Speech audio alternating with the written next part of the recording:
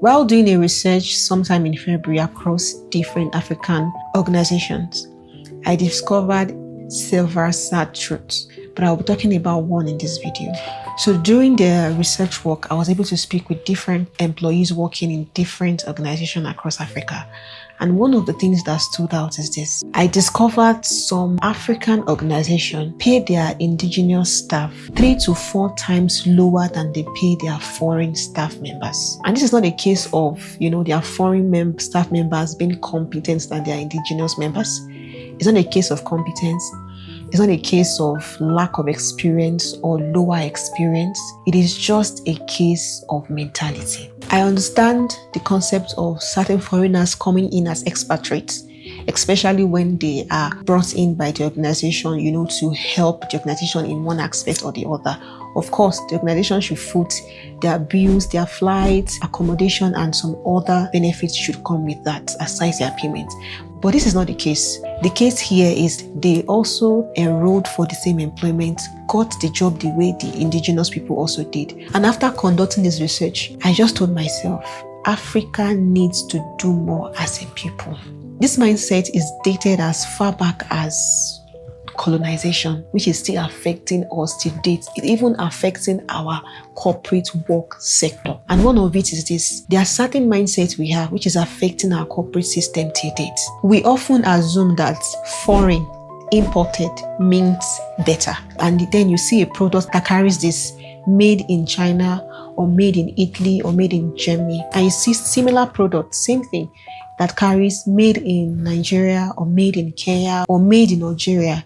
And then something in you just tells you to pick made in China because you feel it's going to be better, or made in Germany, just feel it will be better. That same mindset is affecting our corporate work system. I had a one-on-one conversation with an African employee who happened to be a manager in the company, and he shared a striking experience. He gave a recommendation to the company regarding an aspect of the company that they were having difficulty or challenges with. And he mentioned this. He said his recommendation was rejected. They had to speak with a white consultant outside the country, of course. And this consultant happened to give the same recommendation he actually gave. And it was until the white consultant gave the recommendation before the organization follows the recommendation. They had a consultation, and only for them to see that an employee of them had already recommended this same thing that foreign consultant was recommending. This shows we don't value our own talent. We don't value our people. We place foreigners over our people. And whether black, whether white, the race should not define the expertise. Their value should. So checking history, I saw that our minds as Africans have been so much so conditioned that we just follow what it is that has been said or done. We follow without challenging this or that. So history is actually repeating itself again and again. Our relationship with foreigners, the way we adore, we esteem them, is replaying in our mind, has affected our mindset. Colonization has affected our mindset to see the foreigners as people that are more brilliant, more intelligent. In fact, if an African should put something out there, Africans are the ones to first castigate, criticize, and even doubt. We are our own trouble. I saw a video recently about an African traveler. She was really lamenting in the video how Africans are so hard. They are so hard and difficult on their fellow Africans. But if it's a foreigner, a white that is traveling, they are soft, they are kind, and all. They treat their fellow Africans hostile, wicked, as though they are criminals. We keep suspecting each other, and that is why it has grown so much. It's affecting our workplaces. It's affecting the hiring selection. It's affecting promotion decisions. It's also affecting salary regulation. During the research, I also saw when there's a raise in salary for both a foreign worker and then the indigenous worker, the raise of salary comes with much more tension and much more responsibility for indigenous worker. But for the foreign worker, it is coming as easy as possible. And this is not to attack foreigners or attack expatriates working in an organization. This is not the same for every organization that have foreign workers, but certain organizations needs to be questioned because they have this practice. Also, during the research work, I discovered that value is not all about knowledge. Value is also about perception. We have so much place value on perception and reduce the volume of knowledge in many workplaces, especially places that do have foreign workers.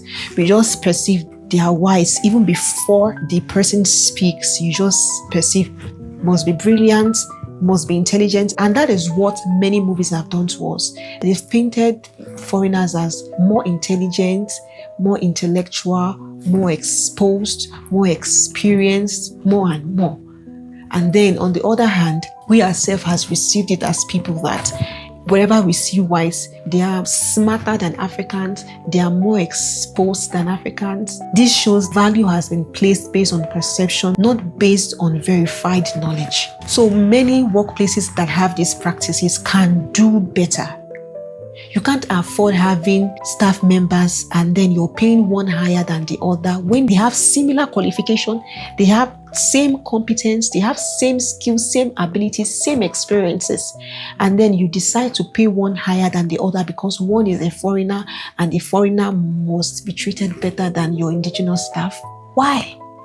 This is a mindset that should be questioned, a mindset that should be challenged. Truthfully, Africans don't have talent issues. What we have is recognition issue, and we also have identity crisis, which is telling on how we perceive value. Sadly, we celebrate products outside the country than the one we have in our continent, and there have been patterns of Africans going outside the continent, going to Europe, and then they are being celebrated over. And it takes the white celebrating something or someone before we Africans deem it fit to celebrate our own or something created by our own.